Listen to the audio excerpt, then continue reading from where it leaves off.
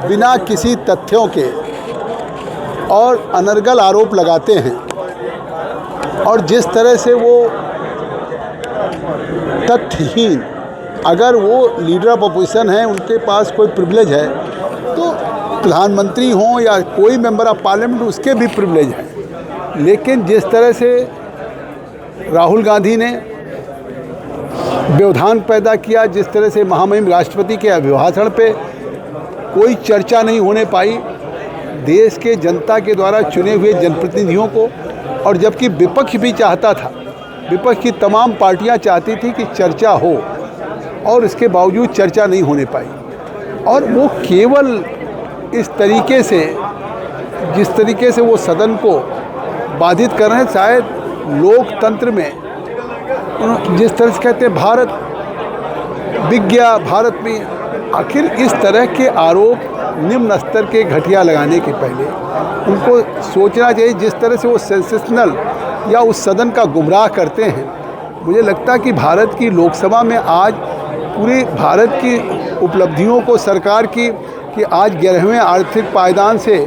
दुनिया के 4th top largest economy बन चुका है। आज 2047 का जिस तरीके से ये गुड गवर्नेंस है, ये जो बजट आज प्रस्तुत हुआ है,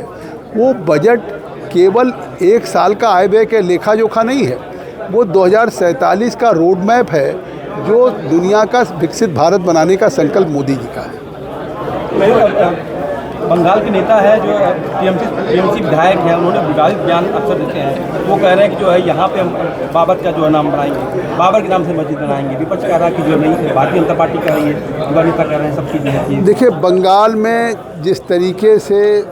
ये सुनिश्चित है कि इस बार के चुनाव में टीएमसी का जाना सुनिश्चित है, उनकी बौखलाहट, जिस तरह से ममता बनर्जी SIR के लोगों का काम नहीं करने दिया, जिस तरह से वहाँ के BLO अधिकारियों को सहयोग नहीं किया, सुप्रीम कोर्ट ने उनके खिलाफ फटकार लगाई है, तो इससे साफ है उनकी बौखलाहट है। और इस बार जनता सुनिश्चित कर चुकी है कि इस बंगाल में परिवर्तन होगा। और आज जिस तरीके का बंगाल में नेक्सस बन गया है, वहाँ के